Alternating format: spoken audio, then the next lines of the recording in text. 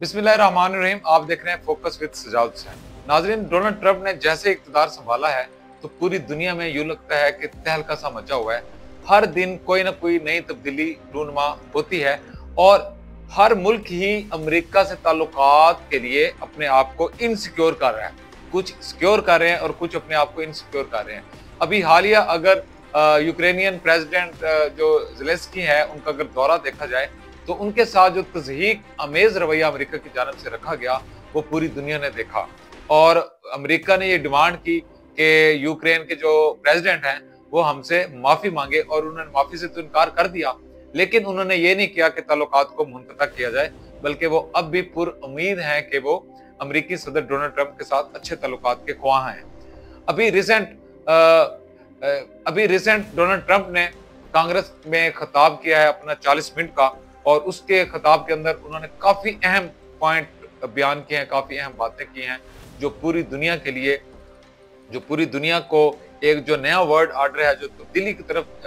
ये दुनिया जा रही है, उसके लिए उन्होंने काफी निशानदेही भी की है। उनके खिताब के दौरान काफी प्रोटेस्ट भी किया गया। उनके डेमोक्रेटिक रुकन हैं एल ग्रीन, उन्होंने प्रोटेस्ट किया और उनको वहां से निकाला भी गया और बाद में उनको बैठने के लिए कहा तो उन्होंने इनकार कर दिया। इसका मतलब है कि अमेरिका के अंदर भी डोनाल्ड ट्रंप को जो है वो मज़ामत का सामना है और वो कुछ अरकान जो है वो खड़े होकर भी उन्होंने प्रोटेस्ट किया।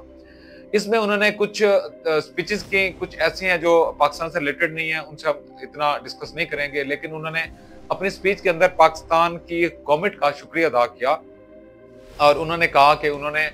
जब अमेरिका इनखला कर रहा था अफगानिस्तान से तो वहां पे एक बम ब्लास्ट के अंदर तकरीबन 13 अमेरिकी फौजी मारे गए थे और उसके अंदर तकरीबन कुछ 70 से ज्यादा जो शहरी हैं वो भी जावाक हुए थे। तो उसमें उन्होंने कहा कि जो हमला आवर है उसका मास्टरमाइंड है वो अभी रिसेंट जो है वो पाकिस्तान ने पकड़ के उनके अमेरिकियों के हैंड ओवर किया है। ये ठीक किया, ये गलत किया, हम आज इस पे बात नहीं करेंगे, लेकिन इस पर अमेरिकी जो सदर हैं डोनाल्ड ट्रंप, उन्होंने पाकिस्तान का शुक्रिया अदा किया, सिक्योरिटी फोर्सेज का भी और गवर्नमेंट का भी। इस पर शहबाज शरीफ साहब जो है प्राइम मिनिस्टर, इन्होंने उनकी जो नेक ख्वाहिशात हैं वो उसका पैगाम भेजा है कि शायद पाकिस्तान ये चाह रहा है कि उसके अमेरिका के साथ जो ताल्लुकात हैं वो एक बेहतर एक नए दौर की तरफ जाएं। दूसरी जानब ये भी कहा जा रहा है कि जो इमरान खान साहब हैं जो जेल में हैं डियाला जेल में, वो भी पूरी उम्मीद है कि डोनाल्ड ट्रंप जैसे ही आ चुके हैं और वो कभी कभार उनको मुबारकबाद पेश करने का भी सोचते हैं, कभी खबरें ये भी आते हैं कि उन्होंने दे दिया, लेकिन वो ये डीपली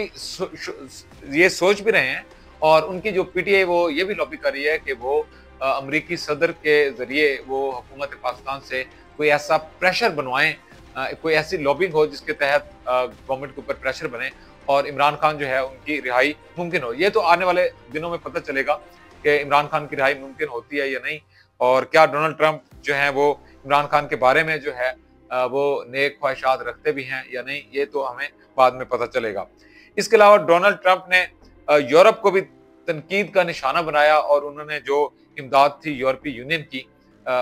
इसके यूक्रेन की स्पेसिफिक, उसको उन्होंने बंद करने की धमकी भी दी और उन्होंने कहा कि अगर हम सैकड़ों अरब डॉलर जो है वो हम इमदाद देते हैं, और या तो उन्होंने 2-3 ऑप्शंस रखे हैं उसके सामने यूक्रेनी जो प्रेसिडेंट हैं कि या तो आप हमारे साथ डील कर लें, मतलब कि जो मुआहदा होना है मादनियात का, जो मिनरल्स जो डील है, ये इसको बहुत बड़ी डील कहा जा रहा है, ये तकरीबन $100 बिलियन से भी ये ज्यादा की डील है। इसके अंदर जितने भी जखायर हैं यूक्रेन के अंदर, यूक्रेन एक कुदरती जखायर से माला माल कंट्री है, इसके ऊपर रशिया की भी नजर है, यूरोपीय यूनियन की भी नजर है, और अब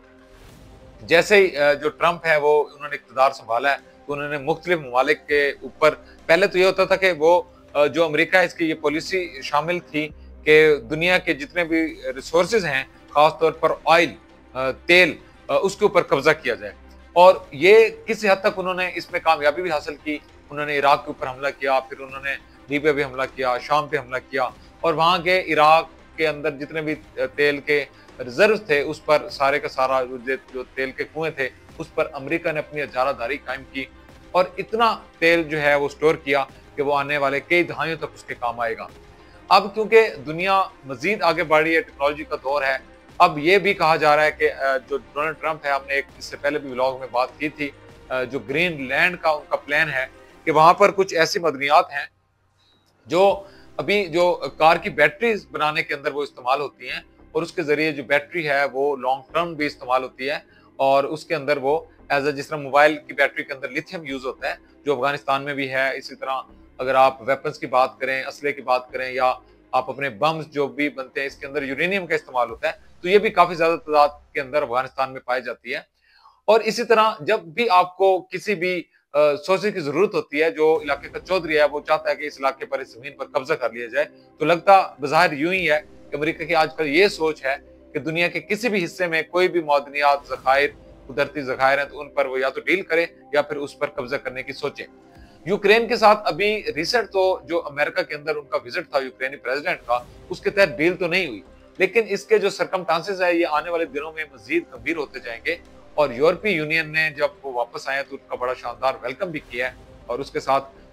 फ्रांसीसी सदर भी खड़े हैं, दूसरी जानब उसके साथ बरतानिया के जो हैं प्राइम मिनिस्टर वो भी खड़े हैं। तो ये एक मैसेज उन्होंने दिया है कि we are with president Zelenskyy, और यूरोपीय यूनियन जो है वो स्टैंड करती है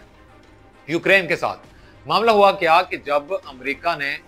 उसको हलाशेरी दी कि आप जंग में कूद पड़ो, और 3 साल से ज्यादा अरसा गुजर चुका है, यूक्रेन के अंदर जंग जारी है और रशिया ने हमला किया हुआ है, और अमेरिका, कहा जा रहा है कि अमेरिका दूसरी तरफ तो रशिया के साथ अपने ताल्लुकात को बेहतर करना चाह रहा है प्रेसिडेंट पुतिन के साथ, लेकिन वो जो 3 साल का जो नुकसान है जो यूक्रेन के अवाम ने बर्दाश्त किया है उसका ज़ाला कौन करेगा। बेसिकली ये पॉइंट था सदर जो हैं यूक्रेन के प्रेसिडेंट का। तो प्रेसिडेंट सदर जो है, अगर वो अब स्टेप डाउन करते हैं, जो आने वाले दिनों में ये रिजाइन भी दे देंगे, तो ये भी सारे का सारा मलबा प्रेसिडेंट ट्रंप पे ही गिरेगा, और हो सकता है वो अपना कोई हम ख्याल जो है वो यूक्रेन के अंदर लेके आए। तो इसी तरह उनकी नजर है ये इसकी जो डील है, इस ये यूक्रेन के साथ डील, इसके ऊपर इनकी हो सकता है कि ये आने वाले दिनों के अंदर ये डील हो जाए। इसके अलावा मेक्सिको और चीन और दीगर ममालिक की जो दरामदात है उसके महसूलात पर भी उन्होंने टैक्स आयद करने की बात की है। और इसके अलावा जो तारकीन वतन का कानून है, अभी तो स्टे मिले हुए हैं, उसके अंदर भी काफी सारे ऐसे पाकिस्तानी वहां पर जो अमेरिकन नेशनल्स हैं उनको मुश्किलात पेश हो सकती हैं। भारत के भी काफी सारे ऐसे जो लोग हैं जो अमेरिका के अंदर रिहाइश पजीर हैं, उनके बिजनेसेस भी हैं, उनको भी मुश्किलात का सामना करना पड़ सकता है। तकरीबन 6 करोड़ अफराद ऐसे हैं जो अमेरिका के अंदर कुछ गैर कानूनी तौर पर मुकीम है और कुछ कानूनी तौर पर। आगे आने वाले दिनों में ये बड़ा इंपॉर्टेंट होगा कि अमेरिका किसको नेशनैलिटी देता है और किसको नहीं, ये बहुत इंपॉर्टेंट है। मजीद अगर आप कोई भी सवाल पूछना चाहते हैं या इस मौजू के मुतालिक आप बात करना चाहते हैं, तो हमारे कमेंट, हमें आप कमेंट करें, हम उसका रिप्लाई भी करेंगे और इस पर मजीद भी हम बात करेंगे।